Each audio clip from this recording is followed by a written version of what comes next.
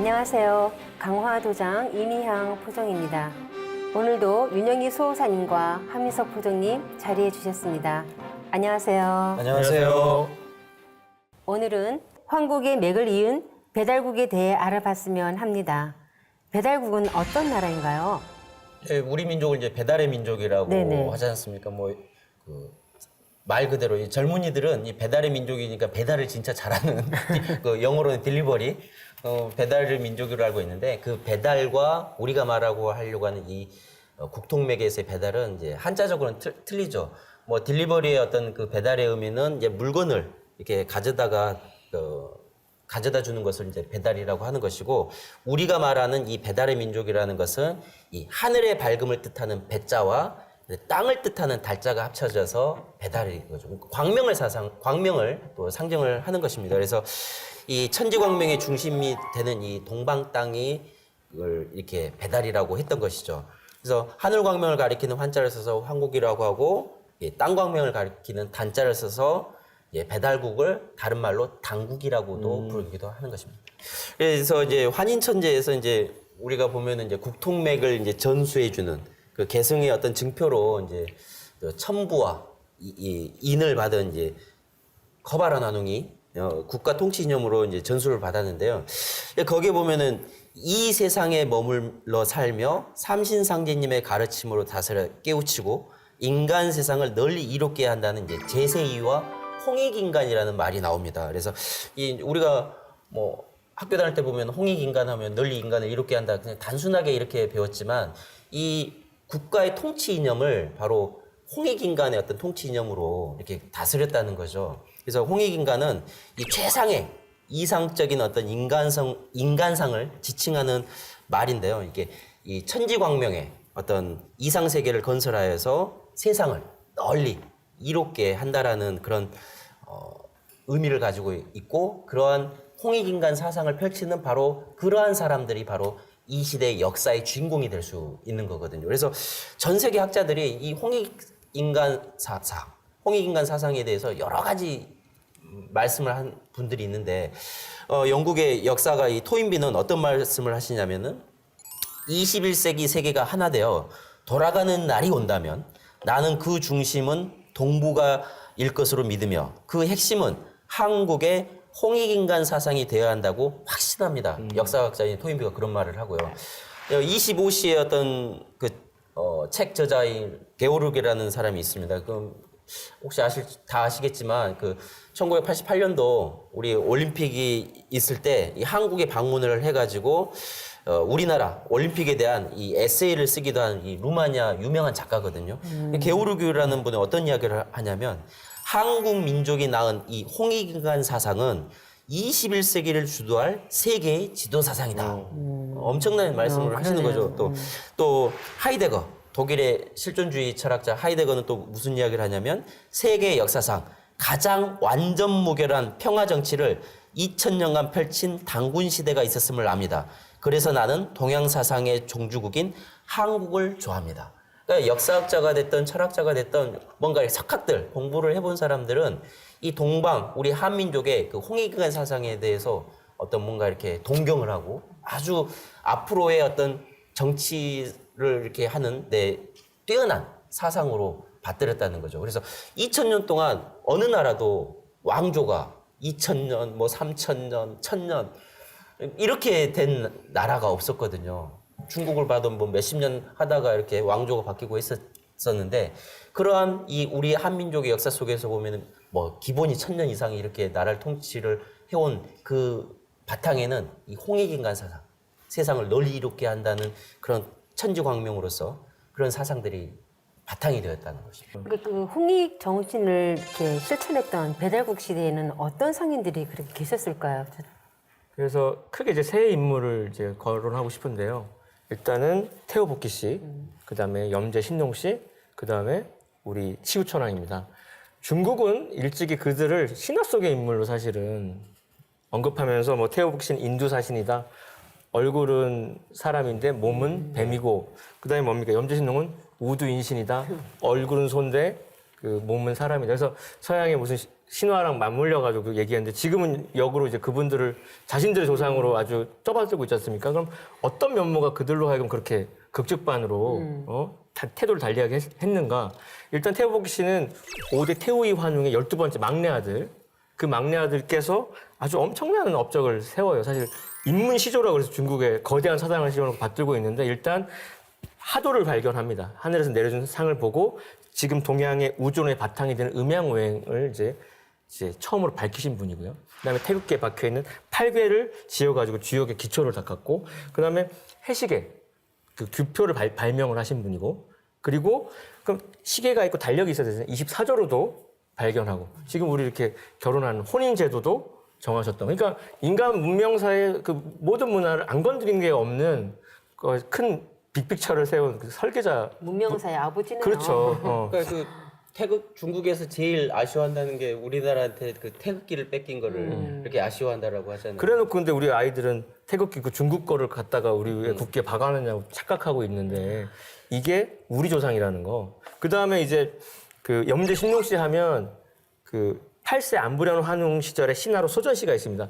강수의 군병 감독관으로 갔기 때문에 강수에 살았고 그래서 성이 강씨예요. 그리고 인류 최초의 성씨 자체가 강씨고요. 그래서 그 신농씨는 이름부터가 뭡니까? 신농이지 않습니까? 우리가 뭐 요즘에 뭐 뛰어나면은 노래 잘하면 뭐 갓종신이다 하듯이 농사의 그냥 신이에요.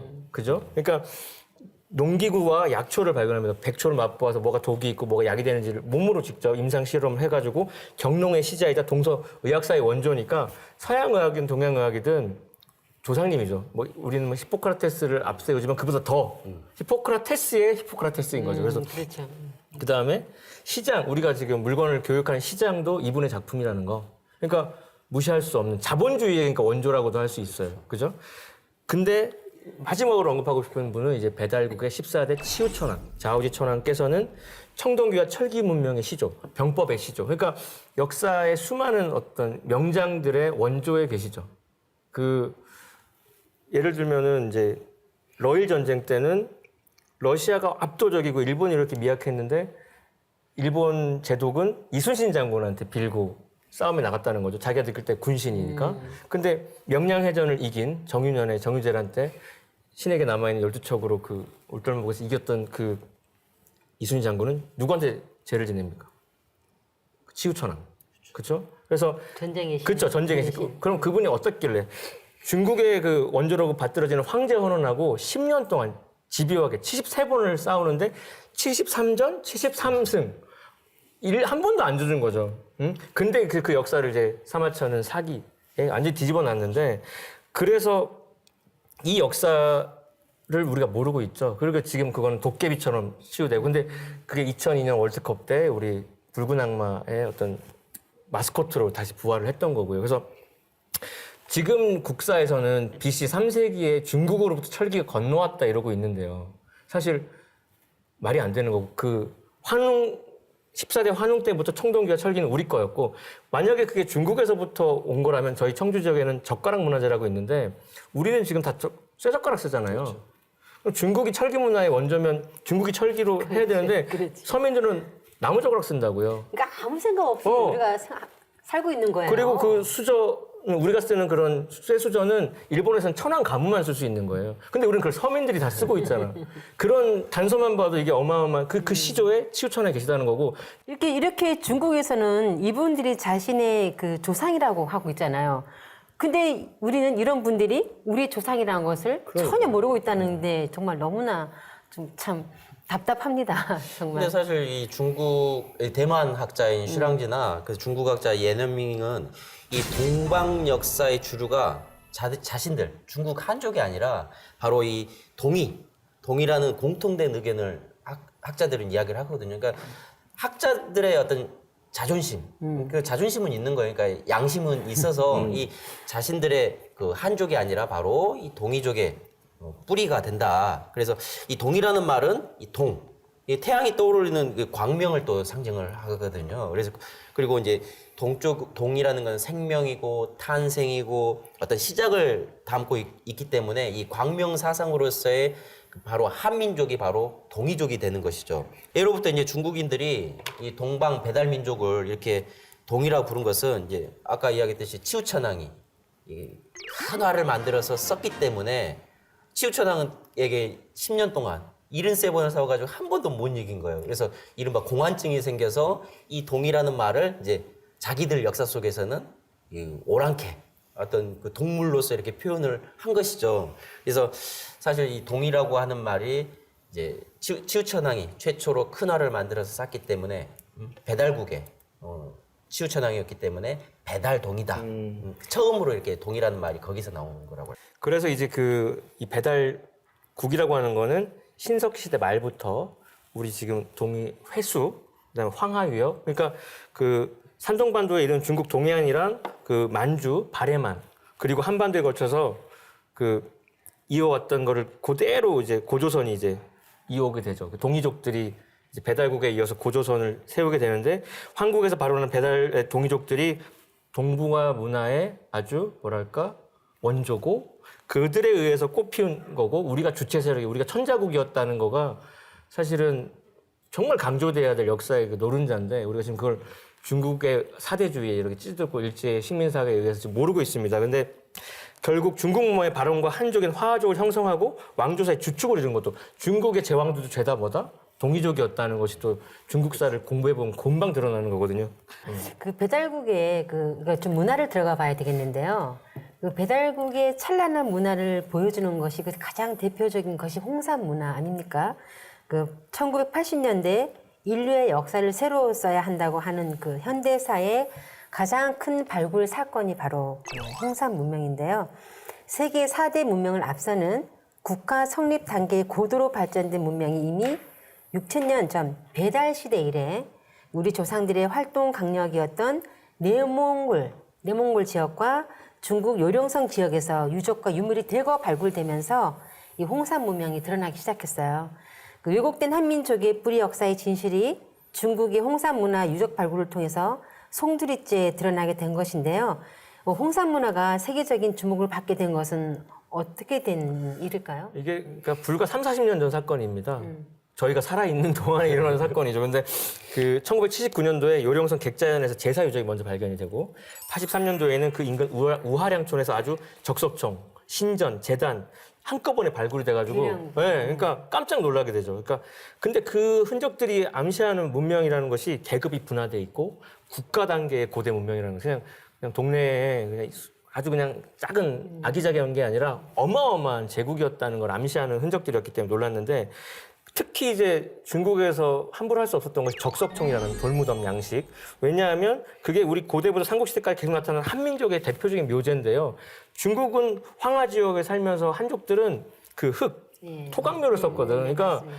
그거를 아무리 자기네 거라고 주장할 수가 없는 거예요. 그래서 결론적으로 홍산문명의 주인공이 우리 배달 동이족이 된다는 것을 말해준 유적이 나온 겁니다, 이게.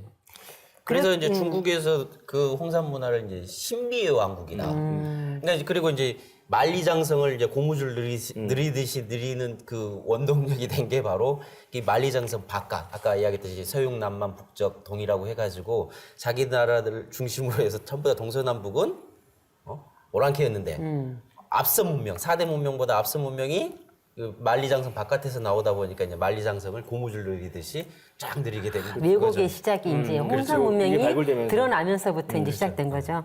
이게 홍산 문화가 세계인을 놀라게 한 여러 가지 특징 가운데 하나가 바로 아주 정교한 그리고 또 다양한 그런 옥문화라고 합니다. 옥이란 것은 고대의 금이나 다이아몬드보다는 가치가 있는 신의 성물이라고 하는데요. 옥은 변하지 않는 보석으로 영생불멸을 뜻합니다. 또 하느님의 신성을 상징하기도 하죠. 그래서 하느님을 옥황상제라고 합니다.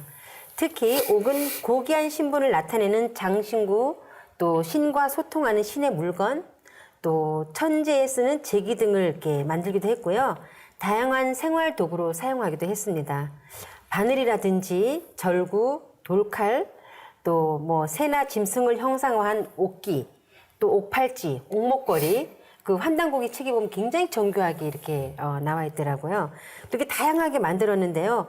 그 시대의 사람들이 야만인이 아니라 머리가 이게 좀 비었던 그런 야만인이 아니고 다양하게 이런 사유된 문화를 만들어냈던 그런 사람들이었다는 거죠. 우리가 단순히 역사를 미개인의 문화라든지 미신, 샤머니즘의 문화라고 알고 있는 인식을 이 옥문화를 통해서 산산이 이렇게 이제 부서지게 되는 그런 옥문화의 특징을 알 수가 있는 거죠. 그러니까 이제 우리가 뭐 구석기, 신석기, 청동기, 철기 시대로 오면서 이른바 돌로 이렇게 뭐 음식을 사냥을 하고 이렇게 굉장히 미개한 문명으로 알고 있는데 지금 이제 최근에 학계에서는 이제 그 옥기 시대를 신석기에서 청동기로 넘어가는 시대 옥기 시대를 넣어야 된다.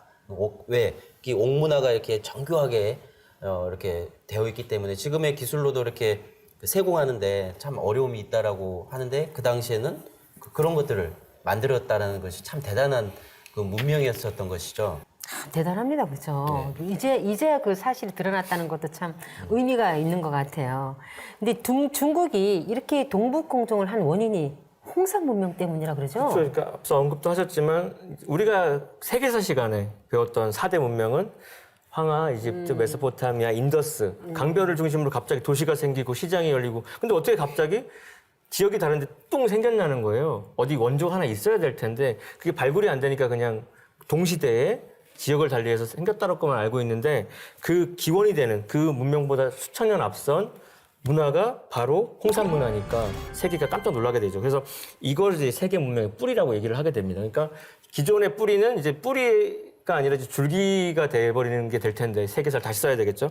근데 이걸 그래서 20세기 최고의 발굴 사건이면서 열심히 팠단 말이에요. 근데 파면 팔수록 이게 아닌데 싶은 것들이 나오게 되죠. 그래서 이거는 우리 게 아니구나. 옆 동네 한민족 거구나 하면서 그거를 흡수하는 그 어떤 근거, 객관적인 근거를 위해서 동북 공정, 공작을 해왔던 겁니다, 지금. 근데 진짜 역사에 대한 정말 그 명언은 사필귀정일 수밖에 없는 것이 시간이 우리 편이고 시간은 진실의 편이라는 것이 결국 진실된 고대 문명은 더 늦게 나타날 수밖에 없지 않습니까? 발굴을 하다 보면 뒤에서야 더 고대 문명이 더 나타나는 거니까 그게 20세기 말에 그래도 나타나준 게 감사한 일이고 결국 세상의 그 사필귀정, 역사의 신은 그 진실을 밝히기 위해서 사람들이 발견돼주기 위해서 이렇게 의인을 기다린다 아까 말한 거 충신들을 기다리지 않나 하는 생각도 하게 됩니다. 역사라는 거는 이렇게 시간도 좀 이게 살아왔던 과정이 있었기 때문에 드러나는 시간도 또 그때 좀 필요한 때가 있었던 것 같아요. 수호사님, 장군조선은 어떤 나라인가요? 그 우리가 러시아의 유엔푸진이라는 러시아 그 역사학자가 있는데 그 역사학자가 이런 말을 합니다. 이 동북아에서는 이 조선이라는 나라를 빼버리면 이 역사 자체가 성립이 될 수가 없고 그 가장 그 중요한 그 포지션을 가지고 있는 게 바로 고조선이라고 이야기를 하고 있거든요. 그래서 유엔푸친이라는 러시아학자가 직접 고조선이라는 책을 쓰기도 했어요. 아, 그래요? 그래서 우리나라에 번역돼서 오기도 했는데 그 학자가 하는 이야기가 무슨 말이냐면 중국과 일본은 없는 역사도 있는 역사를 자기들 역사로 만드는데 왜 한국은 있는 역사도 없다라고 하는지 도대체 이해할 수 없는 나라다. 듣고 보니까 정말 화가 나요. 이런 진실로 외국 학자들은 있는 역사라고 이렇게 주장을 하고 있는데 우리나라 국민들은 신화, 곰이 인간이 돼가지고 이렇게 만든 나라로 이렇게 알고 있는데요. 실제로 존재했던 나라가 바로 우리가 이제 알아보려고 하는 단군조선입니다. 이 단군조선은 이제 배달 1565년의 어떤 기간을 가졌던 이 배달국의 마지막 18세 환웅이었던 이 거불단 환웅이 이제 세상을 떠나게 됩니다. 근데 이에 앞서서 14살 때 그 우리가 알고 있는 이제 단군 왕검 이 비왕으로 임명되어 가지고 24년간 이 제왕 수업을 받게 되는 거죠. 그 제왕 수업을 받다가 이제 단군으로 추대가 되면서 이제 제2에 오르게 되는 거죠. 그러니까 이제 워낙 이제 배달국 시대에서 이제 단군 조선의 시대로 이어지게 되는 어떤 그런 역사적인 배경이 되는 것입니다. 그래서 단군 왕검은 이제 이 배달 말기에 그 혼란했던 그런 것을 잠재우고 이 구한족 아까 황국을 세운 나라가 구한족에 의해서 12개, 12연방국가로 됐다라고 했는데 이 구한족을 하나로 통일하고 그 통일한 나라를 조선이라는 새 나라 명칭을 이렇게 세워서 조선이라고 하는 거죠. 이 조선이라는 말도 이렇게 보면은 조광선수지, 아침 햇살이 가장 먼저 비치는 땅, 고을이다라는 뜻으로 조광선수지라고 해서 이 광명사상을 또 조선에는 가지고 있습니다. 그리고 이제 당군왕검이 이제 삼심상제님께 천제를 올리죠. 그러니까 옛날에는 뭔가 이렇게 임금이 바로 어떤 개국을 한다든지 무슨 일이 있을 때는 다 하나님께 천제를 지내는 그런 문화가 있었거든요. 제천 행사가. 그래서 천제를 지내고 송화강 아사들, 안중근 의사가 이등방문을 이렇게 죽였던 거사를 했던 그 하얼빈에 이제 도읍을 정하고 그 아사달이라는 말은 이제 수도에 이제 어떤 하늘 햇빛이 비치는 땅이란 뜻으로 이것도 하나의 광명을 또 상징을 하는 거죠. 아사달이. 그래서 당군조선은 삼신의 신성 가운데 인간과 만물을 다스리는 치아신이 발현된 시대인 겁니다. 그래서 황국은 조아신, 그다음에 배달은 교아신, 그다음에 조선은 치아신이 발현되는 그런 황금 시대가 되는 것이죠. 그래서 당군왕금은 이 삼신 원리에 따라서 국가의 통치도 이 세 개의 나라로 이렇게 세 개로 이렇게 구분해서 통치를 했습니다. 그것이 바로 삼한광경제죠. 그래서 당군왕검이 계시는 그 대당군이 계시는 곳은 병권을 갖고 이제 그 주변이 이제 요동반도과 그 만주 지역을 진안이라고 해가지고 대당군이 통치를 하고 그다음에 이제 요서 지역을 이제 번안, 그다음에 이제 한반도 지역을 마안으로 해가지고 대당군 아래 부당군을 이렇게 두 분을 두셔가지고 통치를 하셨던 거죠. 그것이 바로 이제 삼한 광경제라고 할 수가 있습니다. 자, 이것을 통해서 우리나라와 중국, 어떤 일본의 관계를 이렇게 비롯해서 이 동북아 국제 정세를 바르게 파악하는 이 대전제도 이런 당군조선이 삼한으로 구성되었음을 인식하는 데서부터 비롯되는 거거든요.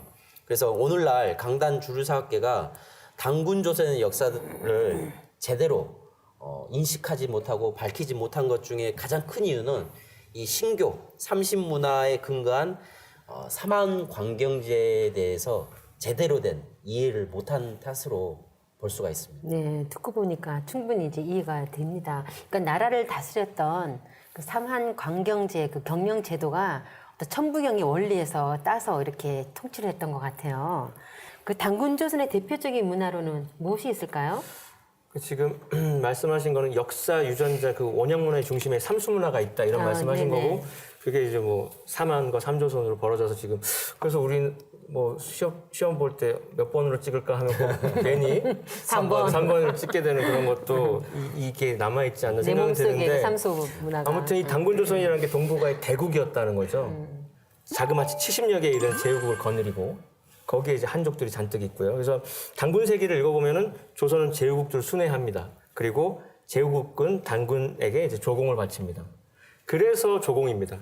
조선에게 공물을 바치는. 우리가 젊은 애들이 이제 연예인한테 선물 보내는 걸 요즘 연예인 조공이라고 표현하는데 그 언어 자체가 우리 겁니다. 아시겠죠? 그래서 당군은 이제 제후들과 함께 천제를 하게 돼요. 천제는 천자인 몫이에요. 그래서 후한 시대에 채용이 쓴 독단을 보면요. 뭐라고 언급되어 있냐면 천자라고 하는 것은 동이족 임금의 호칭이다. 천자라는 말 자체가 고유족, 동이족 임금을 그렇게 부르는 거라는 타이틀이 딱 달려 있는 거고 왜 천자라고 했냐. 하늘을 아버지, 땅을 어머니로 섬겼기 때문에 자연스럽게 하늘의 아들이라고 했다 이겁니다.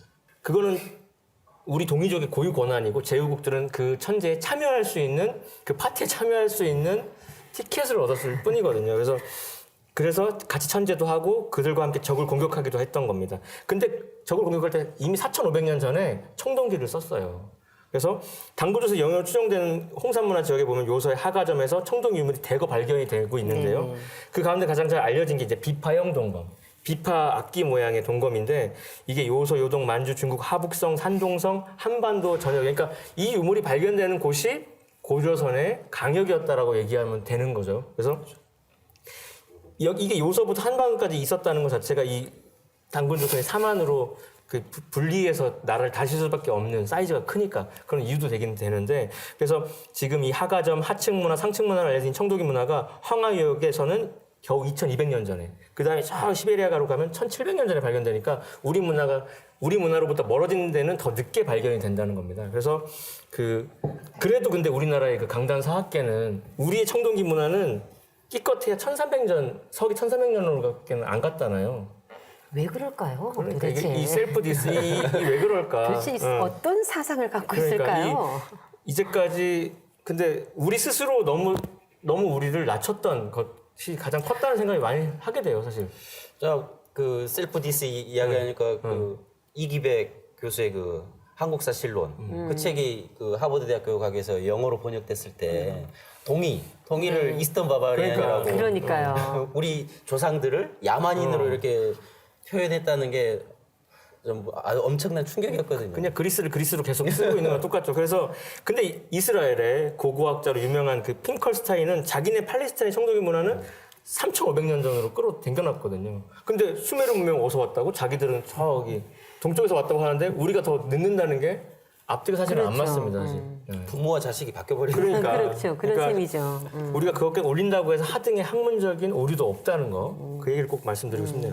그럼 단군조선의 문화하면 우리가 그 거성 문화를 또 빼놓을 수가 없잖아요. 거성 문화하면 또 고인돌 아닙니까?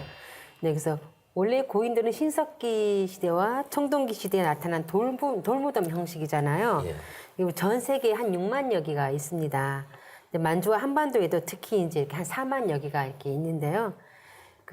이 돌무덤 강화에 혹시 와 보셨나요? 저는 강화에 가봐야겠어요. 가면 그 돌무덤이 그대로 있는데 전 정말 너무 놀랐어요. 보고 그 몇천 년 전에 만들었던 돌무덤이라는 게 상상이 안 될 정도로 아주 정교하고 너무 잘 만들었어요. 이게 정말 무덤일까? 그런 생각도 했는데요. 그렇게 긴 역사가 왔는데도 불구하고 너무나 잘 보존된 거에 또 한번 감탄을 했는데요. 이런 돌무덤을 만드는 데는 얼마나 많은 인력이 소모가 됐을까? 그렇다면 그때에 이런 강력한 통치 체제가 아니었다면 이런 돌무덤도 만들지 못했을 거라는 것을 이제 엿볼 수가 있었는데요. 고인돌은 고조선 시대에 이미 국가가 출현했다는 것을 증거하는 것도 되죠. 그렇다면 우리가 여기서 단군조선이 대내외적으로 끼친 영향이 무엇인지 그것도 한번 알아봤으면 좋겠어요. 그 단군왕금 제50년입니다. 서기전 2284년에 홍수가 나서 강이 범람하는 사건이 일어납니다. 그래서 백성들이 너무 이제 고초를 겪으니까 단군왕금께서 풍백 팽우한테 물을 다스리라고 명을 내리거든요. 국토해양부 장관한테. 그리고 그 다음에는 운사 배달신을 시켜가지고 그 고인돌 많은 그 강화도의 마리산에 삼랑성하고 제천단을 쌓고 천재를 올리시거든요. 이 국난을 좀 극복해달라고 네. 상제님께 기도를 하게 되는데 그게 지금까지 남아서 이제 우리 강화도를 빛내고 있는데요. 당시 이제 중국도 요임금의 통치 시기였고 요임금 말엽이었는데 단군조선은 물날이 치고 나서 몇 년이 지나가지고 똑같이 겪게 됩니다.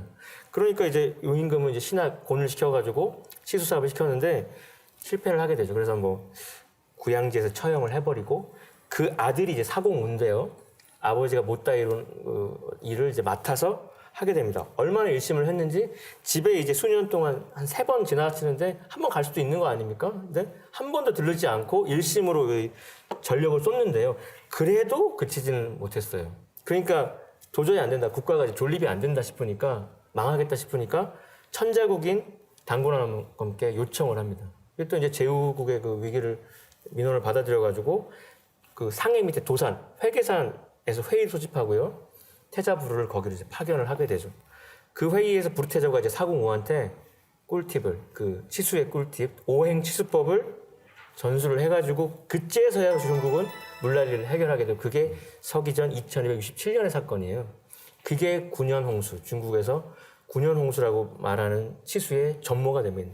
그렇군요. 그 구약에서 전하는 노아의 홍수는 40여일이지만 중국의 홍수는 무려 9년이나 계속되었단 말이죠. 9년 대홍수는 고대 동북아의 대재앙이자 또 어떤 자연의 큰 대재난이었다는 거죠. 그래서 만일 이 단군왕검의 도움이 아니었다면 중국의 역사는 요순시대에서 더 이상 전개되지 못했겠다는 결론이 나오는 겁니다. 그렇습니다. 그러니까 우리가 이 대목에서 이제 단군 조선이 국난을 끌어준 다음에 이제 나라의 경계를 딱 정합니다. 그래가지고 회수와 태산 지역, 지금의 산종성, 안희선, 절강성, 뭐 강수성 그쪽에다가 그쪽을 단군 조선으로 귀속을 시키고요. 접수를 하고 분주를 둬가지고 순임금으로 하여금 이제 단군을 대신해서 네가 다스려라, 대행하라고 하게 되거든요. 그리고 단군은 또 산동 지역의 낭야성에다가 가무소라고 해가지고 우순의 정치를 감독한다. 설치를 하고 순으로부터 그 분조의 정사를 보고를 일일이 받게 됩니다. 대통령이 뭐 이런 장관들 보고 받듯이. 그래서 그 부르테자가 이제 단군왕과 명을 받고 특사로 이제 도산을 갈 때도 그 낭야성에 잠깐 보름 정도 들러가지고 백성들의 사정을 묻고 듣고 그때도 순임금이 치수에 대해서 또 태자한테 고스란히 보고를 해요. 그게 환단고기 태백일사에 명백히 써 있습니다. 네. 그래서 이걸 증명해주는 기록이 또 중국 측 기록, 서경의 순전에 보면은 사근동우라 그래가지고 근데 그 해석을 자기들은 순임금이 동방의 제후를 만났다라고 이렇게 왜곡했지만 본질은 뭐다? 제후인 순임금이 동방의 천자인 단구왕검을 아련했다 이거죠. 그래서 그리고 지금 이게 낭야성이라는 것도 번안의 이세왕이었던 낭야 시우천의 후손으로 알려진 그분이 개축했기 때문에 그렇게 이름도 정해져 있거든요. 그러니까 요순으로 끝날 뻔했는데 단군조선 덕분에 이제 그 다음 정권을 이어지게 되죠. 그렇죠. 그래서 요순 시대를 이어서 그 시수 사업에서 인심을 얻은 우가 이제 하나라를 열게 되고 그래서 하나라 이은 상나라, 상나라 이은 주나라 그 나라의 건국과 흥망에도 이제 우리 단군조선이 지대한 영향을 이렇게 미치게 되는데 하나라 창업자가 그 바로 회계산에서 단군조선의 부르테자한테 오행치수법을 받은 금간옥첩을 받은 치수의 사공 우조. 근데 그 금간옥첩에는 단순히 그 치수 요결만 들어있었던 것이 아니라 나라를 다스린 천자의 도도 들어있고, 그러니까 고조선의 정치제도, 문화, 뭐 이런 것들이 다 써있는 거니까 국가 경영 지침서예요. 그래서 그거를 이제 홍범구주라고 하는 걸로 우리가 전수가 됐는데, 그래서 홍범구주에서 우리가 지금 일상에 쓰고 있는 범주라고 하는 단어, 카테고리라고 하는 단어도 그 홍범구주에서 나온 거거든요. 일상에서 쓰는 그 단어의 기원이 그렇습니다. 네. 역사를 안다는 게 이렇게 참. 그러니까 네. 언어에 다 녹아 있다는 그 네네. 역사의 진실이. 그래서 군현홍수를 해결하고 하나라를 열었으니까 자기가 나라를 이렇게 얻게 된 거는 100% 단군조선의 덕이기 때문에 그 감사한 마음에 유언을 뭐라고 했냐면 회계산에 묻어달라. 자기를 이렇게 임금까지 올리게. 그래서 지금도 우임금의 왕릉은 회계산에 있어요. 네, 그렇군요. 단군조선과 중국의 관계를 간단히 정리하면 단군조선은 동북아의 천자국이었고 하상조, 중국 사망조는 모두 단군조선의 정치적인 통제를 받은 제후국이었다고 정리할 수 있겠습니다. 그렇다면 단군조선 이후에 우리 역사는 어떻게 이어져 왔나요?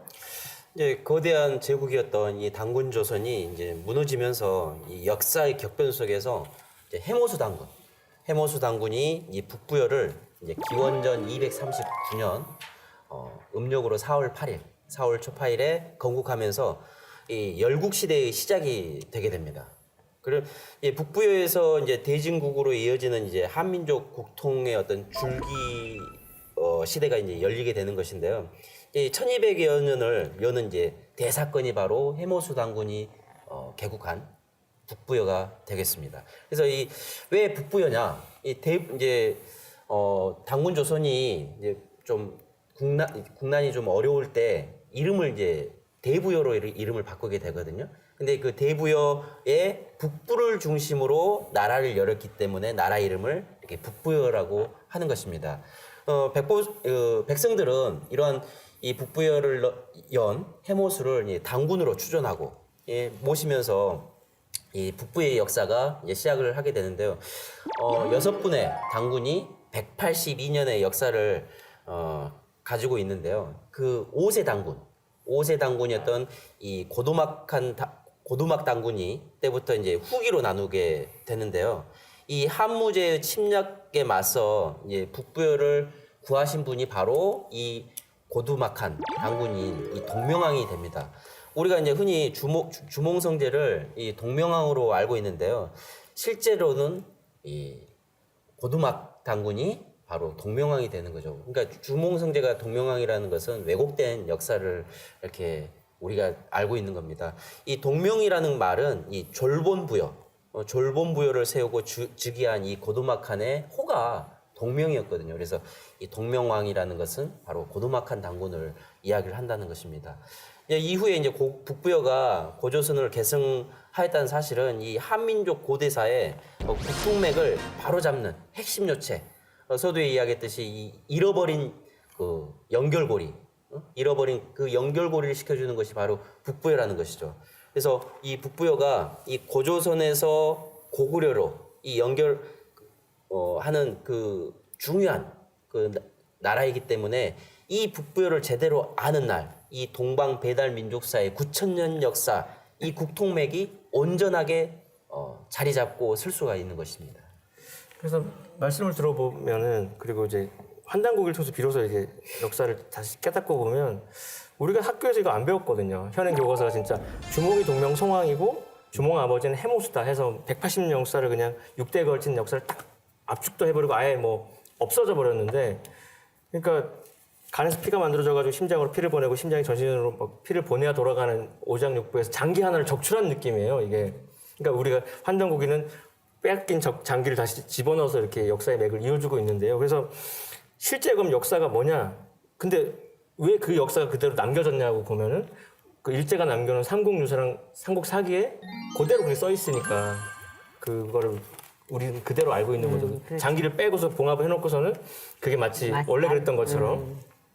근데 그 조선시대 때 연산군 때 문관인 김철량이라는 분은 그가 부에 이렇게 써놨습니다. 동명이 청업하고 주몽이 계승했다. 그러니까 동명과 주몽을 엄연히 5대, 7대 당군으로 다른 인물로 비정을 해놨기 때문에 실제는 다른 인물을 알 수 있는 근거가 있는 거고, 그러니까 한무제가 이제 우고 정권을 무너뜨릴 무렵에 고두막한이 이제 졸본에서 나라를 열었으니까 졸본부여가 있었다는 말씀이고, 스스로 동명왕이로 칭을 했고 한무제 격퇴한 다음에 왕위를 넘겨받아가지고 북부여에 5대 당군을 즉위를 하는데, 이제 4대 당군의 동생이었던 그 해부르가 북부여를 떠나서 동쪽에 새로운 부여를 세우면서, 그러니까 동부여가 세워지고 그게 가서본이었다 그래서 그 다른 말로 가서본부여다. 그러니까 좀 복잡하긴 하지만 그렇게 돌아가고 있는 그 맥을 모르면 지금 역사 왜곡의 실체를 감 못 잡을 텐데 이게 너무 명확하게 뭔가 교통정리가 되는 느낌이 드네요.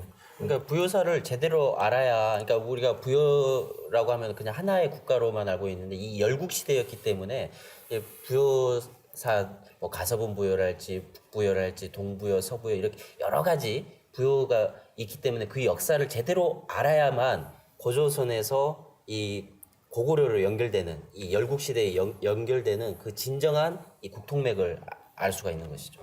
그 이야기를 좀 첨언을 해볼게요. 그 삼성기 상을 이제 읽어보면 이렇게 마지막에 이렇게 끝나죠. 사해모수하사 위태조하시고 시건원하사 위담을 하시니 시위 고구려 시조하시니라. 해모수를 태조로 모시고 고구려를 열었다. 칭제 건원하고 그래서 고토를 회복하겠다는 연호도 쓰고. 근데 그러니까 주몽이라는 존재는 북부의 시조인 해모수의 4대 손입니다. 근데 해모수의 둘째 아들 고진의 손자인 거고요. 고진의 손자는 불리진데 유아부인하고 사이에서 태어나죠. 근데 또 북부여의 6세 당군인 고무수 당군이 아들은 없고 자신을 천재지자라고 표방하는 주몽이 범상치 않으니까 자신의 둘째 딸 소선호를 붙여서 혼인을 시켜가지고 사위로 삼으면서 사위에게 대통을 물려줍니다. 그때가 기원전 58년. 그래서 7대 당군으로서 이제 북부여를 꾸리다가 훗날 이제 나라 이름을 북부에서 고구려로 바꾼 게 기원전 37년. 근데 왜 북부여를 고구려로 바꿨냐? 해모수, 자신의 시조의 고향이 고구려이기 때문에 그러니까 고향 이름을 국호로까지 쓸 정도로 자신의 기원이 해모수임을 강조했던 거죠. 근데 이제 그 고구려가 또 망할 때 그 대중상이라는 인물이 나타나죠. 그러니까 고구려 전 문명인 북부여가 원고구려라면 고구려가 이제 망하고서 그 대중상이 동쪽에 동모산에 이르러서 성을 쌓고서 거기에 나라를 열으면서 고구려를 회복한다 그래가지고 후고구려라고 하게 되는데 그때 대중상은 또 죽어버립니다. 뜻을 못 이루고 그 아들이 대조영이 당나라군을 격파하고 육청리 강역을 개척해가지고 옛 영토를 굉장히 많이 회복을 하거든요. 그리고서 699년에 국호를 이제 대진이다 선포를 하게 되는데 그 대진의 진이라고 하는 것이 큰 대자에 동방을 뜻하는 진자거든요. 그래서 동방 광명의 큰 나라, 광명의 상징 이름을 그대로 따가지고 위대한 동방의 나라라고 편명을 하게 되는데요. 우리나라 사람들은 그 나라를 발해라고 학교에서 배우더라고요. 그러니까요. 그러니까 네. 이것도 당나라의 그 속셈인데 713년에 대조영을 이제 좌위 대장군 발해군왕 호란 주도독이라고 뭐 거기에 책봉했다는 식으로 또 왜곡을 시켜놓거든요. 그걸로 인해서 마치 한민족의 종주국이었던 대진이 뭐 발해로 제후국인 것처럼 이렇게 격화시킨 걸로 우리가 또 인식하고 있게 되는 거예요. 바닷가 이름으로 이렇게 그러니까 나라 이름. 바다 이름을 그러니까요. 격화를 시켜서. 근데 대신국은 이렇게 독자적인 연호를 썼단 말이에요. 그때 거란이 침입하면서 그 이제 국가가 속수무책으로 무너져 버리게 되면서 5천년의 그 한민족 그 대륙사가 이제 막을 내리게 되는데요. 남북국 시대를 계승했던 고려는 그렇다면 어떻게? 이제 대진과 이제 우리가 후신라인 통일신라 이 신라가 공존한 이 남북국 시대라고 그걸 북쪽에는 대진국, 남쪽에는 통일신라이고 남북국 시대라고 이렇게 지칭을 합니다. 이제 이걸 계승했던 나라가 바로 이 고려. 이 고려 역시 황제의 국가였죠. 그래서 개성을 황도라고 부르고 그다음에 황제가 제천의식을 거행하는 이 원구단을 설치한 다음에 황제국으로서 지극히 어떤 자연스러운 일이었는데요. 이 세계 제국을 건설한 이 원나라의 어떤 정치적 간섭 때문에 이제 우리 나라가 이제 고려가 이제 25대부터 이제 그 전까지는 다 황제였죠. 근데 이제 원나라로부터 내정 간섭을 받으면서 충성할 충자를 붙여가지고 충렬왕을 시작으로 충선왕, 충숙왕, 충해왕, 충모강, 충정왕까지 30대까지 이 원나라에 충성한다는 충자를 왕의 이름으로 이렇게 붙이게 되는 치욕적인 그런 역사가 있었습니다. 그래서 이 원나라의 부마국이 되면서 이 황국 배달 조선 이래로 줄곧 천자국이었던 우리의 위상이 이렇게 처참하게 무너지게 된 계기가 또 고려시대 후반이라고 할 수가 있습니다. 천자국이 그냥 하루아침에 그러니까. 제후국으로 그냥 추락하는 그런 계기가 된 것 같아요. 주인집이 이제 새빵살이를 그러게 말입니다. 그만큼 역사 뭐 이 당시에도 이렇게 나라를 팔아먹는 그런 사람들도 있었고 참 역사적으로 암울했던 시기가 아닌가 싶습니다. 그러니까 이 뿌리 역사가 단절되면서 어떤 그런 천자국의 이런 자긍심 이런 것도 상실됐던 것 같아요. 그래서 고려를 이은 조선은 그보다 더 본격적으로 4대 길을 걷게 되는데, 그러니까 중국을 이제 천자국으로 모시면서 유교를 국시로 하게 되니까 충성하게 되죠. 그래서 개국 초부터 태종이 서원관에 보관돼 있던 한민족의 고유사설을 다 이단으로 해버리니까 그 앞서 말씀드렸던 자신의 어릴 때 스승이 남긴 책도 후손들이 없앨 수밖에 없었던 상황까지 갔던 건데, 그래서 세조부터 예종, 성종까지 3대 동안 사서 수거령을 내려가지고 유교적인 어떤 사관에 배치되는 건 모조리 압수소각 네네. 다 태워버렸죠. 스스로 우리 역사를 파괴했다는 거죠. 그래서 명나라 사대주의에 복속되고 조선 백성은 명예 신민이라 그래서 한참 그 명나라가 망해갈 때도 그 임진왜란때 명이 도와줬다는 명목하에 그 청나라가 뜨고 있을 때도 그 명예에 대한 충성을 강조했던 신하들이 많았던 거, 그런 역사도 우리가 잘 알고 있지 않습니까? 그러니까 한문은 진서고 우리 또 한글은 언서로 무시하던 그런 시절이 됐고, 조선은 사실상 그러니까 한일합방 전에 그 경술국치였던 1910년 그 전부터 이미 정신적으로는 뭐다? 한중합방이 돼 있었다. 이제 조선의 국말 때 이제 고종 황제께서 1896년 아관파천이라고 해서 러시아 공사에 근 1년 정도 머물러 계시고 나서 이래서는 안 되겠다라고 해서 다시 궁으로 돌아오셔가지고 1897년 이 지금의 조선 호텔에 원구단을 쌓고 천제를 지냅니다. 천제를 지내면서 이 대한제국이라고 국호를 이렇게 선포를 하시는 거죠. 그러면서 이제 조선 시대 왕들은 그 임금님들은 다들 왕이었지만 마지막 황제는 이제 마지막 두 분은 고종 황제와 순종 황제. 황제는 이제 두 분으로 이렇게 조선의 역사가 마무리가 되게 되거든요. 근데 이제 이 고종 황제께서 왜 대한제국이라고 이렇게 국호를 바꿨느냐? 이 대한은 당군왕금이 세운 이 고조선의 사만에서 기원한 것인데요. 그 사만은 이 한민족 최초의 국가이자 인류 시온문화의 발상지인 이 황국의 환에서 온 것이고, 이 환에서 또 한으로, 그러니까 하늘광명에서 인광명으로 이 국통이 계승되어 내려온 것을 이렇게 이야기를 한 겁니다. 그래서 예전에 우리의 광활했던 이 역사 속의 그 사만, 대한을 찾고자 이 고종황제가 천재를 지내시고 대한제국이라고 이렇게 선포를 하시게 된 거죠. 그래서 이 고종황제가 올린 이 원구대제는 이 끊어진 한민족의 천재 문화의 맥을 되살리고 우리가 본래 천자국이었음을 이렇게 대내외적으로 선포한 역사적인 대사건이라고 이렇게 이야기를 할 수가 있는 거죠. 이러다 보니까 이제 일제가 이렇게 고종황제를 좋게 보지만은 못한 거죠. 그래서 결국 이제 독살을 하기까지 이르게 되는데요. 이제 한국에서 이 시작된 이 국통맥이 9번의 변해서 지금 우리가 살고 있는 이 대한민국까지 왔는데요. 만약 이 한민족이 이 우주사적 전환기에서 살고 있는 인류의 모든 문제와 갈등을 극복하고 새롭게 천부경에서 말하는 이 10번째 나라를 세우게 된다면 이 우리나라가 다시 근본으로 돌아가 인류 최초의 국가였던 이 황국을 더욱 성숙된 모습으로 갱생시키는 이 황국이 될 것이라고 이렇게 자부할 수가 있습니다. 네. 그것이 바로 이 국통맥을 제대로 아는 데 있는 것이죠. 네, 좀 발음이기도 합니다. 오늘 이제 그 환단고기를 바탕으로 한국으로부터 대한민국에 이르기까지 우리나라의 국통맥을 알아봤는데요. 오랜 시간이었습니다. 끝으로 우리나라의 족보인 국통맥에 대해서 소호사님 간략하게 한 말씀 해주시죠.